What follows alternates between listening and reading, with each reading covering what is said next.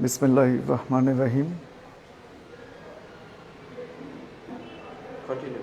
সুপ্রিয় শিক্ষার্থীবৃন্দ, তোমরা সবাই নিশ্চয়ই ভালো আছো। আজকে আবারও বিজ্ঞান ক্লাস নিয়ে তোমাদের মধ্যে হাজির হয়েছি।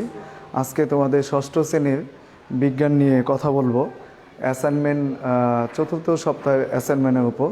আজকে যদি তোমরা ঠিকভাবে খেয়াল করো তাহলে চতুর্থ সপ্তাহের যে অ্যাসাইনমেন্ট আছে সেটার সলিউশন এবং সেটা সম্পূর্ণভাবে তোমরা এই ক্লাসের সাহায্যে একদম সহজভাবে বুঝে যাবে। তো সবাই তোমরা ক্লাসটি দেখো, ষষ্ঠ শ্রেণীর শিক্ষার্থী বন্ধু, এবং অ্যাসাইনমেন্টটি বুঝে তোমরা শিখে তারপর লেখো। তাহলে আমরা ক্লাসটি চলো তাহলে শুরু করি। তাহলে প্রথমেই আমি তোমাদের সাথে পরিচয় হয়ে নেই। আমরা কিছু চিত্র দেখাবো। এই চিত্রগুলো দেখে আমরা আজকে যে অ্যাসাইনমেন্ট 4 সেই বিষয়গুলো একদম সহজভাবে বুঝে নিব এবং সবগুলো অ্যাসাইনমেন্টের উত্তরও আজকের ক্লাসে ইনশাল্লাহ দেওয়া থাকবে। তোমরা সবাই এই ক্লাসটি দেখে সেগুলো নোট করে নিবে এবং বুঝেও নিবে। প্রথমে দেখো, প্রথম যে চিত্র দেখানো হয়েছে, দেখো এখানে একটা মোম দেখানো হয়েছে। মোমটা জ্বলতেছে, মোমটা জ্বলে সেটা মোমটা গলে সেখানে দেখো যে মোমটি গলতেছে সেটা আবার কঠিন মোমে পরিণত হইতেছে। মোমের একটা দহন এই চিত্রের মাধ্যমে দেখানো হয়েছে। এরপর দেখো, এটা দেখে তোমরা তো হাটে বাজারে, নয়া বাজার গেলেই তোমরা দেখতে পাবো, রডের অনেক দোকান আছে, সেখানে তোমরা দেখতেই পাচ্ছ এটা হচ্ছে লোহা। লোহা হচ্ছে একটা ধাতু, তোমরা সবাই জানো। এটা তোমরা বাসার মধ্যে তোমাদের সবার ফ্রিজ আছে, ফ্রিজের মধ্যে তোমরা সবাই আইস করে রাখো বরফ। এটা হচ্ছে কি বরফ, এটা তোমরা বিভিন্ন আইসক্রিমের বানাতেও এটা তোমরা নিয়ে থাকো। এটা হচ্ছে একটা প্লেট, এটা হচ্ছে একটা মেলামাইনের প্লেট, এটা তোমরা থালা বাসনের বিভিন্ন কাজে ব্যবহৃত। এটা হচ্ছে একটা ল্যাপটপ। এই চিত্রগুলো আমরা এখন দেখলাম। এখানে দেখো, এটা হচ্ছে তামার তার, আর এই পাশে হচ্ছে একটা মোমের দহন, আর এটা হচ্ছে বরফ। তাহলে এই চিত্রগুলো আমরা কেন দেখালাম? কারণ এই চিত্রগুলো দেখানোর অর্থই হচ্ছে তোমাদের যে অ্যাসাইনমেন্ট চতুর্থ সপ্তাহের বিজ্ঞানের উপর দেয়া আছে, সেখানে এই চিত্রগুলোর উপরই আলোচনা দেয়া আছে। এই জন্য এই চিত্রগুলোর সাহায্যে তোমরা সহজেই যাতে অ্যাসাইনমেন্টটি বুঝতে পারো, এই জন্যই এই চিত্রগুলো তোমাদের দেখানো হচ্ছে। তাহলে আজকে তোমাদের পাঠের বিষয়টা হচ্ছে কোন অধ্যায় নিয়ে আমরা আলোচনা করব? বিজ্ঞান অধ্যায়ের ষষ্ঠ শ্রেণীর বিজ্ঞান অধ্যায়ের সপ্তম বিজ্ঞান বইয়ের সপ্তম অধ্যায়ের পদার্থের বৈশিষ্ট্য এবং বাহ্যিক প্রভাব, এই অধ্যায় নিয়ে অ্যাসাইনমেন্টের উপর অ্যাসাইনমেন্ট বেসিক আলোচনা করব। এখানে পদার্থ কী, পদার্থের কী কী বৈশিষ্ট্য, কয় অবস্থায় থাকতে পারে সেটা আমি আলোচনা এখন করব না। তাহলে দেখো, প্রথমেই আমি আজকের যে পাঠ, এই পাঠ থেকে আমরা কী কী শিখতে পারবো সেটা একটু জেনে নেই। তাহলে আজকের যে পাঠটা সেটা অবশ্যই তোমরা অ্যাসাইনমেন্ট যেহেতু হাতে পেয়েছো অথবা পাবে, তখন তোমরা দেখবে যে এরকম একটা অ্যাসাইনমেন্ট তোমরা পাবে। সেখানে লেখা থাকবে যে এরকম দুইটা চিত্র দেওয়া থাকবে, একটা মোমের দহন আর আরেকটা থাকবে বরফ। সেখানে ক নম্বর কোশ্চেন থাকবে বিদ্যুৎ পরিবাহী এবং অপরিবাহী পদার্থের নাম লেখো। তুমি শুধু নাম লিখবে, এখানে কিন্তু মেনশন করা নাই যে সেখানে দুইটা নাম লিখতে হবে নাকি তিনটা নাম লিখতে হবে। তুমি দুইটি অথবা তিনটি নাম লিখলেই হবে। এটা ক মার্কের কোশ্চেন, তুমি দুইটি বা তিনটি নাম লিখলেই এখানে হবে। আমি এখন বলে দিই, বিদ্যুৎ পরিবাহী দুইটি নাম বা তিনটি নাম, আমরা একটু পরে আলোচনা করব বিদ্যুৎ অপরিবাহী দুইটি বা তিনটি নাম। এরপর বিদ্যুৎ পরিবাহী তামার তার ব্যবহারের কারণ আমরা একটু তামার তার একটু আগে দেখে আসছি চিত্রের মধ্যে। একটু পরে আমরা যখন ডিটেল আলোচনা যাব, তখন আমরা এই প্রশ্নগুলো আনসার আমরা চিত্রের সাহায্যে একদম বেসিকভাবে বুঝে যাব, যাতে তোমাদের অ্যাসাইনমেন্টগুলো একদম না বুঝে ইন্টারনেট থেকে দেখে দেখে না লিখতে হয়। আমরা দেখে লিখলেও যাতে জিনিসটি একদম সহজভাবে বুঝে তারপর লিখতে পারি। আজকের যে আলোচনা তোমরা যদি সবাই শোনো তাহলে ইনশাল্লাহ তোমরা না দেখেই লিখতে পারবে। তৃতীয় যে চিত্র আছে, উদ্দীপকের প্রথম চিত্রে মোম গলে পড়ার পরবর্তী অবস্থা। মোম গলে যে গলে পরে কী হয়, কঠিন মোমে পরিণত হয়, তারপরে যে অবস্থাটা হয় সেই অবস্থাটা ব্যাখ্যা করতে বলছে, সেই ব্যাখ্যাটা আমরা করব। এরপরে দেখো, চতুর্থ যে কোশ্চেনটা দেওয়া আছে, একটা উদ্দীপকের মধ্যে চিত্রের পদার্থ দুটির গলনাঙ্ক এবং হিমাঙ্ক কী। এই গলনাঙ্ক, এই যে প্রথমটা হচ্ছে মোম আর দ্বিতীয়টা হচ্ছে বরফ, এই দুইটা গলনাঙ্ক এবং হিমাঙ্ক। তাহলে এই দুইটা কোশ্চেনটা যদি তোমরা জানতে চাও তাহলে প্রথমেই জানতে হবে গলনাঙ্ক কী এবং হিমাঙ্ক কী। যদি এই দুইটা গলনাঙ্ক এবং হিমাঙ্ক আমরা জানতে পারি তাহলেই আমরা এই কোশ্চেনের আনসারটা দিতে পারবো। আর তোমরা জেনে খুশি হবে যে গলনাঙ্ক আর হিমাঙ্ক একটি আর একটা বিপরীত। মানে তুমি যখন গলনাঙ্ক এবং হিমাঙ্ক প্রায় সেম, ম্যাক্সিমাম পদার্থের গলনাঙ্ক এবং হিমাঙ্ক সেমই থাকে, প্রায় সমান থাকে। তো এই জন্য এই গলনাঙ্ক যা বলবে হিমাঙ্ক তার উল্টা করে বলবে। গলনাঙ্ক মানে কি? কঠিন থেকে তরলে পরিণত হওয়া। কঠিন থেকে কোনো এই যে মোম গলে, কঠিন মোম গলে তরলে পরিণত হইতেছে, এটা হচ্ছে গলনাঙ্ক। কঠিন থেকে তরল। আর হিমাঙ্ক হচ্ছে তরল থেকে কঠিন, উল্টা। কঠিন থেকে তরল, তরল থেকে কঠিন। আমরা একটু পরে ব্যাখ্যা যাব, আমি এখন কোনো ব্যাখ্যা টানতেছি না, জাস্ট আমি তোমাদের আজকের যে পাঠটা সেই পাঠ শিরোনাম নিয়ে একটু বেসিক ধারণা দিতেছি, আমরা একটু পরে এগুলোর ব্যাখ্যা যাব। তাহলে এই যে কঠিন থেকে তরল আর তরল থেকে কঠিন উল্টা, সেটাই হচ্ছে গলনাঙ্ক। আর তরল থেকে কঠিন সেটাই হচ্ছে হিমাঙ্ক। পাঠ্যপুস্তকের আলোকে বিশ্লেষণ আমরা একটু পরে সেটা বিশ্লেষণ করব, তখন সহজেই তোমরা এই কোশ্চেনগুলোর আনসার দিতে পারবে। তোমাদের বুঝে যখন এই কোশ্চেনগুলো বুঝে যাবে তখন তোমাদের দেখেও লিখতে হবে না। এই কোশ্চেনগুলো অনেক বড় আনসারও না, খুব ছোট ছোট আনসার, তোমাদের এখনই মুখস্থ হয়ে যাবে। অতএব তোমরা সবাই আমাদের সাথে জয়েন করো। তোমরা খাতা কলম নিয়ে সবাই মোবাইল সেটের সামনে বসে পড়ো। গার্জেন বা অভিভাবকদের বলবো বাচ্চাদের বিজ্ঞানটা বুঝে শেখার জন্য আপনারা অনুপ্রাণিত করবেন। এই জন্য আপনারাও মোবাইল সেটের সামনে বসে পড়েন, যাতে আপনারা বুঝে বাচ্চাদের বোঝাতে পারেন। তাহলে আমরা নেক্সট স্লাইডে চলে যাই। দেখো এখানে আমরা কিছু ছবি দেখাচ্ছি। প্রথম চিত্রে দেখাচ্ছি হচ্ছে ঘন্টা বাজাচ্ছে। তাহলে চিত্র 1, ঘন্টা বাজালে শব্দ হয়। চিত্র 1 থেকে আমরা কি দেখলাম? ঘন্টা বাজালে কি হয়? শব্দ হয়। তাহলে ঘন্টা বাজলে শব্দ হয়। চিত্র 2তে চলে যাই আমরা। চিত্র 2 হচ্ছে সোনার গহনা দেখতে কেমন হয়? সোনার গহনা দেখতে কেমন হয়? চকচকে হয়, এটা আমরা সবাই জানি। চিত্র 3টি এমনি দেখে তুমি বুঝবে না, এটা হচ্ছে গন্ধক বা সালফার, এটা বাজারে পাওয়া যায়। এটা বিস্ফোরক, কিন্তু এটা কিন্তু কেনা যাবে না, এটা কেনা নিষিদ্ধ। গন্ধক বা সালফার, সালফারকে পিটিয়ে পাত করা যায় না, এটাকে পিটিয়ে একদম সমান করা যায় না, গন্ধক বা সালফার। চিত্র 4 হচ্ছে খুব দুষ্প্রাপ্য এবং দামি, দুর্লভ, যেটা হীরা, তাপ এবং বিদ্যুৎ পরিবাহী নয়, এটার মধ্যে দিয়ে তাপ এবং বিদ্যুৎ পরিবাহী নয়। তাহলে এইগুলো কি? এগুলো হচ্ছে ধাতু। এগুলো কি? ধাতু। এই দুটো কি? ধাতু। এই দুটো ধাতু, আর এই দুটো হলো অধাতু। তাহলে প্রথমেই আমরা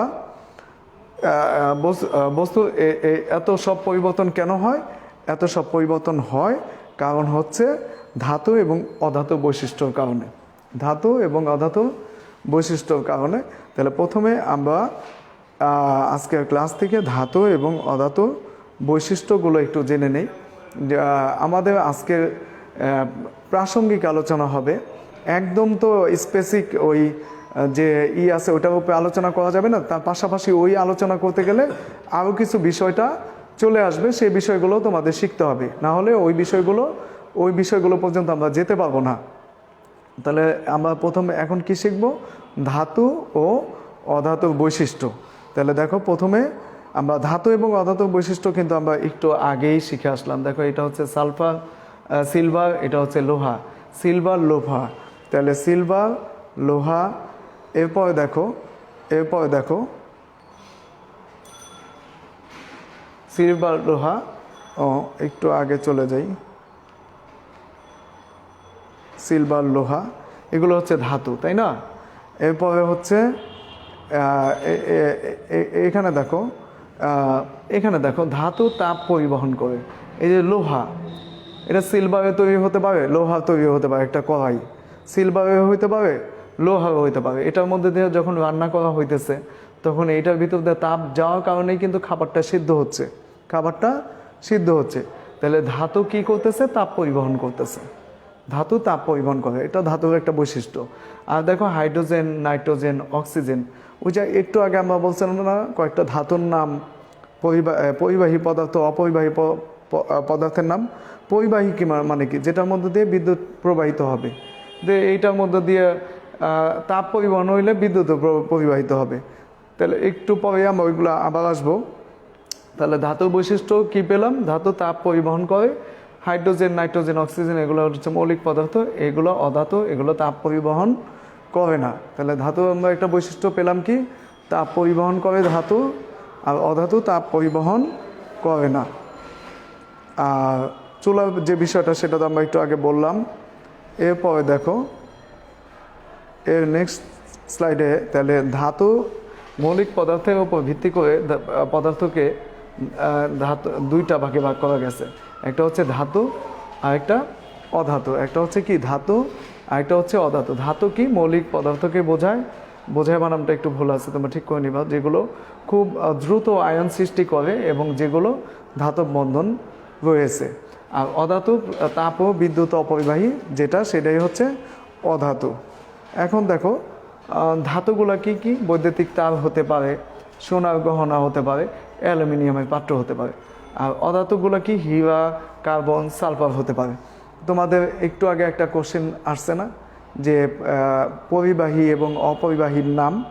সেখানে পরিবাহী মানে কি? যেটার মধ্যে দিয়ে বিদ্যুৎ প্রবাহিত হয় সেটাই হচ্ছে পরিবাহী, আর যেটার মধ্যে দিয়ে বিদ্যুৎ প্রবাহিত হয় না সেটাই হচ্ছে অপরিবাহী। আমরা একটু পরে আলোচনায় যাব। তাহলে যেটার মধ্যে দিয়ে তাপ পরিবহন করে সেটার মধ্যে বিদ্যুৎও পরিবহন করে। তাহলে পরিবাহীর নাম তুমি যদি 3টা নাম দিতে চাও, তাহলে বৈদ্যুতিক তার, ওই যে সোনার গহনা, অ্যালুমিনিয়ামের পাত্র, এটা দিতে পারবে। আর তুমি যদি অপরিবাহী পদার্থ হীরা, কার্বন, সালফার দিতে চাও সেটা দিতে পারবে, অথবা নাইট্রোজেন, হাইড্রোজেন, অক্সিজেন যে মৌলিক গ্যাসগুলো আছে সেগুলোও দিতে পারবে। এরপর দেখো ধাতুর যে বৈশিষ্ট্য, দেখো এই হচ্ছে একটা বৈদ্যুতিক তার। দেখো এই চিত্রে আমরা দেখতে পাচ্ছি। তাহলে এই বৈদ্যুতিক তার, এটা হচ্ছে সোনার গহনা, আর এটা হচ্ছে সোনার গহনা। দেখতে কেমন? চকচকে। তাহলে ধাতুর একটি বৈশিষ্ট্য হচ্ছে ধাতু দেখতে কেমন হয়? চকচকে হয়। ধাতু দেখতে কেমন হয়? চকচকে হয়। এরপরে দেখো ধাতু আরও কিছু বৈশিষ্ট্য আছে। অ্যালুমিনিয়ামের পাত্র, এটা হচ্ছে অ্যালুমিনিয়ামের পাত্র। এরপর হচ্ছে এটা হচ্ছে একটা লোহার কড়াই। আমরা রান্না বান্নার কাজে অ্যালুমিনিয়ামের পাত্র অথবা লোহার কড়াই ব্যবহার করি। তাহলে এটা কিন্তু তাপ পরিবহন করে। তাহলে তাপ পরিবহন করে বিধায় কি? খাবারগুলো সেদ্ধ হয়। তাহলে ধাতু আরেকটা বৈশিষ্ট্য পেলাম আমরা, ধাতু তাপ সুপরিবাহী। ধাতু কি? তাপ সুপরিবাহী। এরপর দেখো বৈদ্যুতিক তার, দেখো বৈদ্যুতিক তার। এরপর হচ্ছে তামার তার। বৈদ্যুতিক তার কিন্তু দুই ধরনের, একটা হচ্ছে অ্যালুমিনিয়ামের আর একটা হচ্ছে কি? তামার। একটা হচ্ছে অ্যালুমিনিয়ামের আর একটা হচ্ছে কি? তামার। এখন দুইটাই কি? তাপ সুপরিবাহী। আমরা ধাতুর একটা বৈশিষ্ট্য থেকে কি জেনে আসলাম? দুইটাই কি? তাপ সুপরিবাহী। তাহলে এই দুইটার মধ্যে দিয়ে কি হবে? বিদ্যুৎ পরিবহন হবে। দুইটার মধ্যে দিয়ে কি হবে? বিদ্যুৎ পরিবহন হবে। এখন তোমাদের ক্ষমাকের একটা কোশ্চেন আসছে তোমাদের অ্যাসাইনমেন্টে, যে এই বিদ্যুৎ পরিবহনে তামার তার ব্যবহার করার কারণটা কি? তাহলে যদি সহজ ভাষায় এর আনসারটা দেওয়া হয়, তাহলে শুধু আনসারটা হবে তামার তার বিদ্যুৎ সুপরিবাহী, এজন্যই তামার তার ব্যবহার করা হয়। তার মানে তামার তারের ভেতর দিয়ে বিদ্যুৎ খুব সহজেই পাস হতে পারে, সহজেই চলাচল করতে পারে, এই জন্য বিদ্যুৎ পরিবহনে তামার তার ব্যবহার করা হয়। একদম এক লাইনে যদি উত্তরটা দিতে চাই আমরা, তাহলে এটা। যদি তোমরা অ্যাসাইনমেন্টে এটাও লেখো তাও হবে। এখন যেহেতু 2 মার্কের কোশ্চেন, তোমরা চাবে অ্যাসাইনমেন্টটাকে একটু স্ট্যান্ডার্ড করতে, তাহলে এই জন্য আমি এখানে যে সংজ্ঞাটা যেভাবে লিখে দিছি, এখানে যে তামার তার ব্যবহারের যে কারণটা যেভাবে লিখে দিছি এভাবেই দিবে। দেখো এখানে আমরা ধাতুর আরেকটা বৈশিষ্ট্য পেলাম হচ্ছে বিদ্যুৎ পরিবাহী, সুপরিবাহী। ধাতুটা বিদ্যুৎ সুপরিবাহী। এরপরে দেখো এই যে বৈদ্যুতিক তার, তামার তার, তোমাদের ক্ষমাকে যে কোশ্চেন আছে বিদ্যুৎ পরিবহনে তামার তার ব্যবহার হওয়ার কারণ, এই কোশ্চেনটা তোমাদের অ্যাসাইনমেন্টে আছে। তোমরা এই আনসারটুক লিখে দিবে। সবটুক যদি না লেখো, এখান থেকে এই পর্যন্ত, আমি এটা সাজে দেখাই, এইখান থেকে এই পর্যন্ত লিখলেও হবে। এই যে নিচের টুক 1 থেকে 4 পর্যন্ত, এই যে খ থেকে 4 পর্যন্ত লিখলেও হবে, নিচের টুক না লিখলেও হবে। বৈদ্যুতিক বিদ্যুৎ পরিবহনে তামা তার ব্যবহার হওয়ার কারণ, এখানে দেখো আমি লিখছি তামা সহ অনেক ধাতু আছে যেগুলো বিদ্যুৎ পরিবহন করে।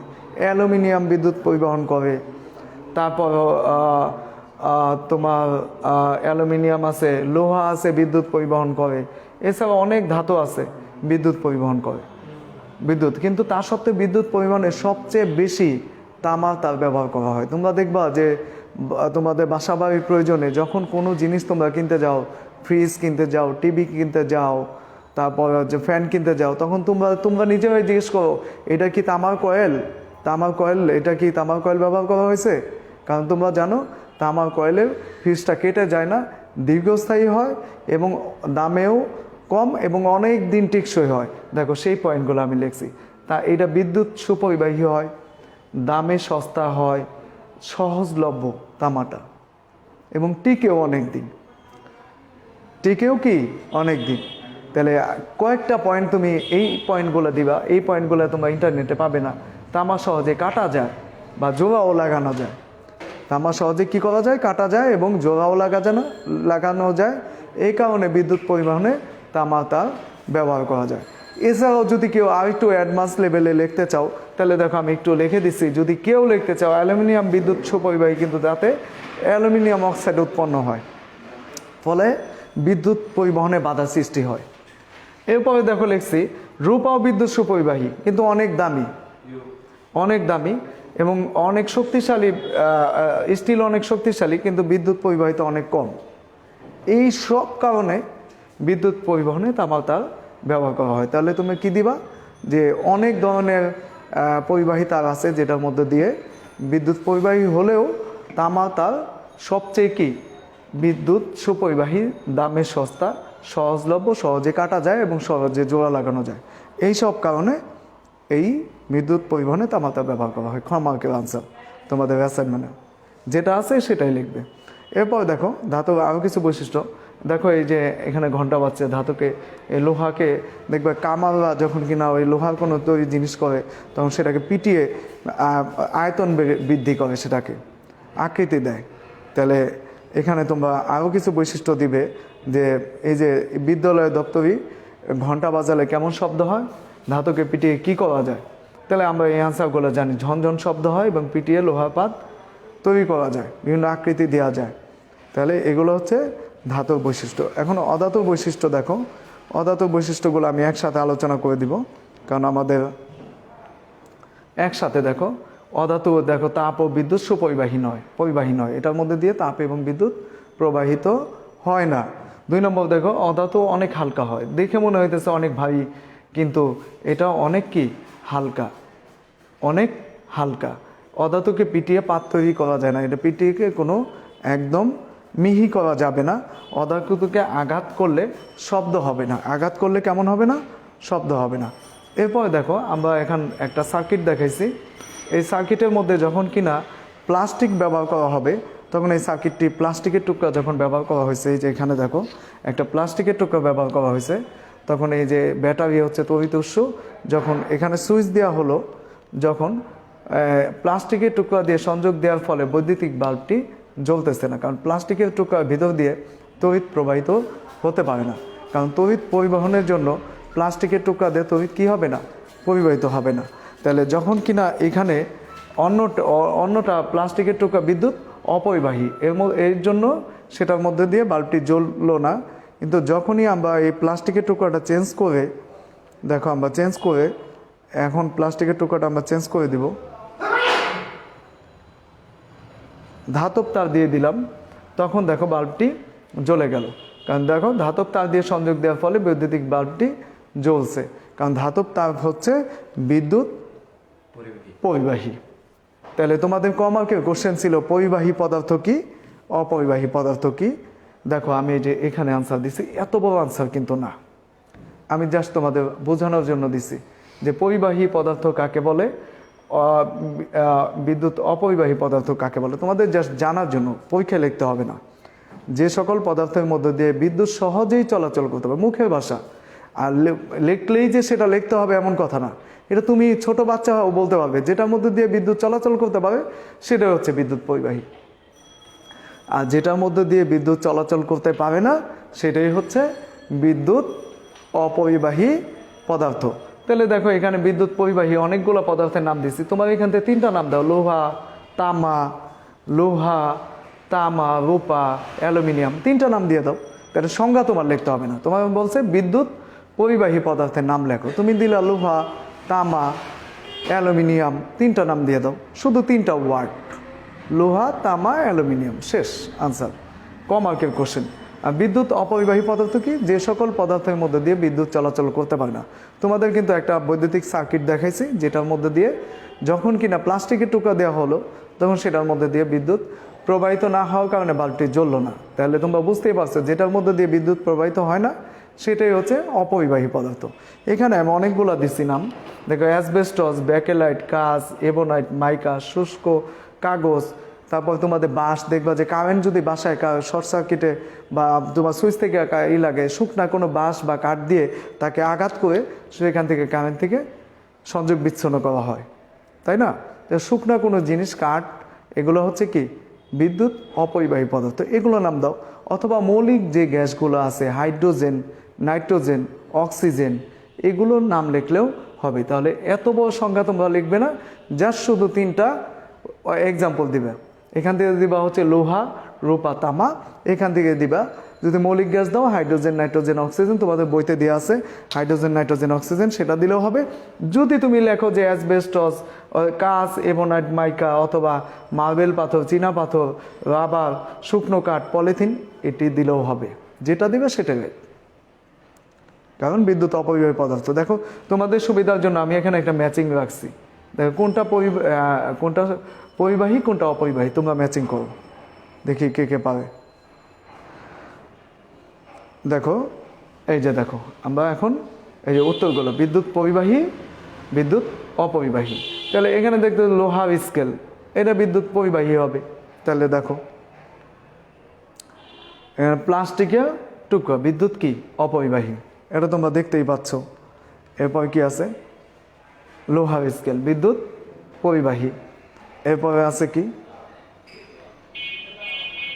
এরপর দেখো কাঠের টুকরো, এটা কি বিদ্যুৎ অপরিবাহী। দেখো তোমাদের ওই যে 3টা নাম লাগবে, এখানে কত নাম নেওয়া রাখছি, তোমাদের সবগুলো নামই এখন মুখস্থ হয়ে যাবে। এরপরে দেখো এখানে দেওয়া আছে হচ্ছে লোহার পাইপ। এরপরে অসংখ্য এক্সাম্পল আছে, তোমরা এখনই বলতে পারবে কে কোনটা। এটা প্লাস্টিকের চামচ, বিদ্যুৎ অপরিবাহী। এরপরে এখানে দেখো প্লাস্টিকের কলম বা বল পেন, সেগুলো বিদ্যুৎ অপরিবাহী। এরপরে দেখো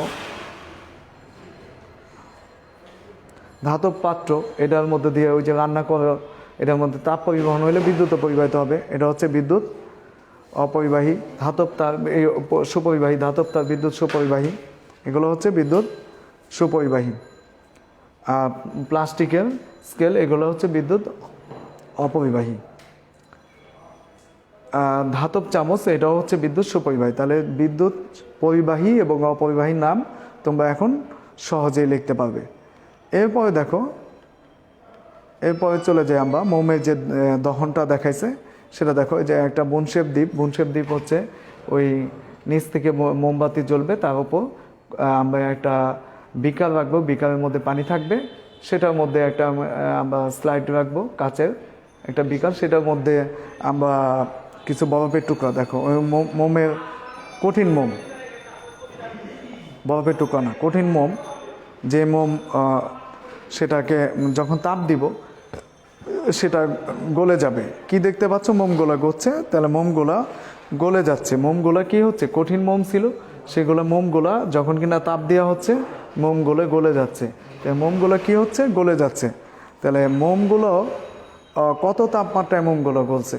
মোমের গলনাঙ্ক হচ্ছে 57 ডিগ্রি সেলসিয়াস। তোমরা একটু মনে রাখতে হবে, মোমের গলনাঙ্ক হচ্ছে 57 ডিগ্রি সেলসিয়াস।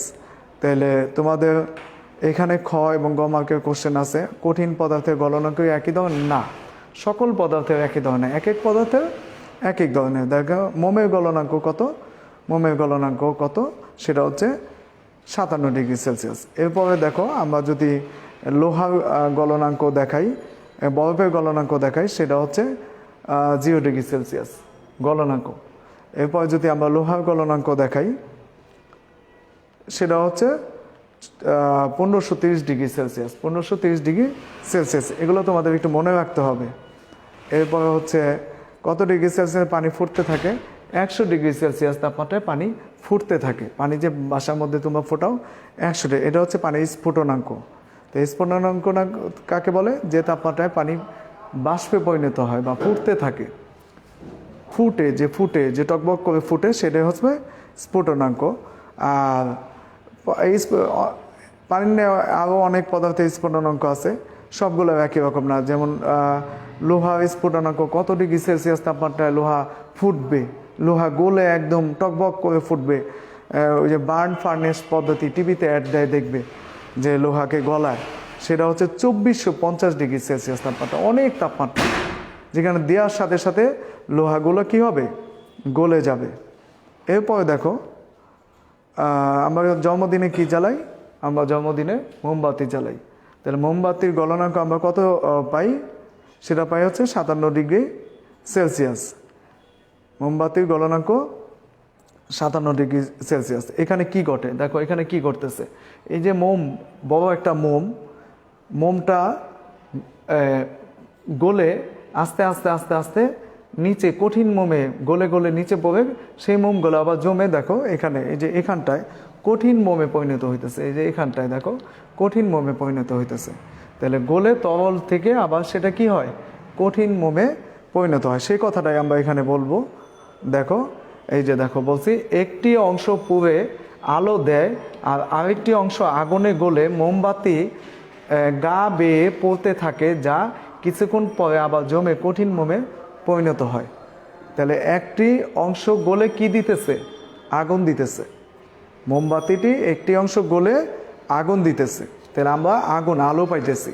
আর আরেকটি অংশ আগুনে গলে মোমবাতির গা ঘেঁষে, এই যে গা ঘেঁষে পড়তে থাকে, যা কিছুক্ষণ পরে আবার জমে কঠিন মোমে পরিণত হয়। তাহলে আগে ছিল মোম, সেটা মোমটা থেকে আগুন দিল, সেটা আবার ওই যে গলে নিচে তরল আকারে নিচে জমে গা ঘেঁষে পড়ে আবার কঠিন মোমে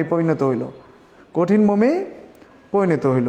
তাহলে এখানে দেখো, এখানে একটা জিনিস দেখো, এই যে দেখো মোমবাতিটা কি অবস্থা হয়েছে, এই যে পুরাটা গলে এই নিচের দিকে পড়ে আবার সেটাই আবার এই যে কঠিন মোমেই আবার কি হয়েছে? পরিণত হয়ে গেছে। তাহলে এখান থেকে আমরা কি জানি? তরল মোম থেকে কঠিন মোম হওয়ার প্রক্রিয়া হলো শীতলীকরণ। তাই শীতলীকরণের আরেকটা নাম হচ্ছে হিমাঙ্ক। তাহলে তোমাদের একটু আগে বলছিলাম যে হিমাঙ্কটা কি সেটা জানতে হবে। গলনাঙ্ক কি? যেটা গলবে। তো গলবে কখন? যেটাকে তাপ দিলে। তো কঠিন থেকে কঠিন ছিল আগে, তাপ দিলা সেটা তরলে পরিণত হয়ে গেল।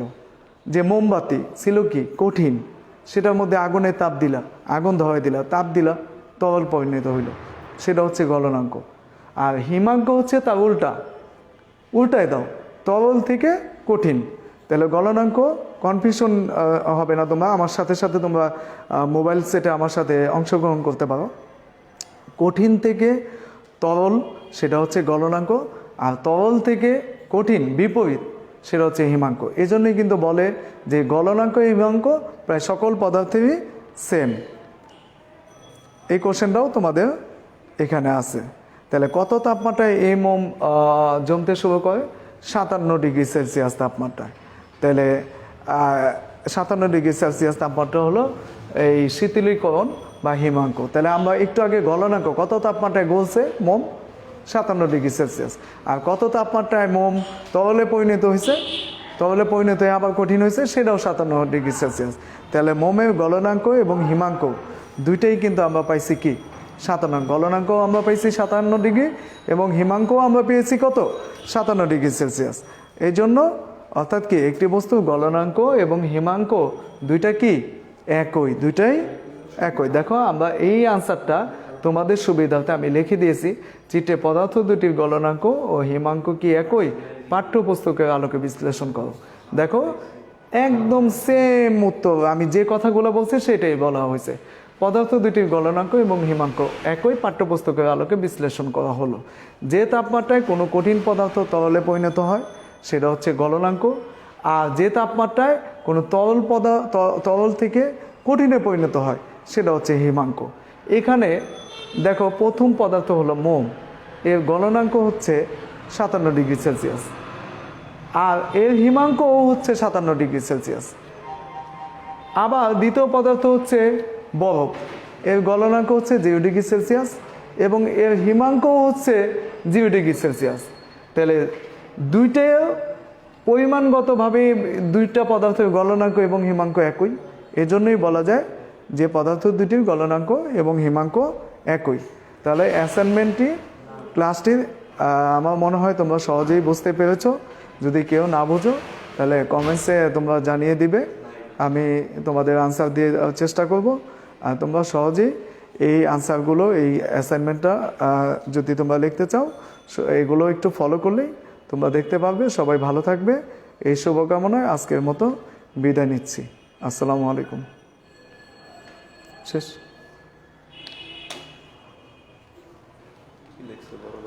হ্যাঁ হ্যাঁ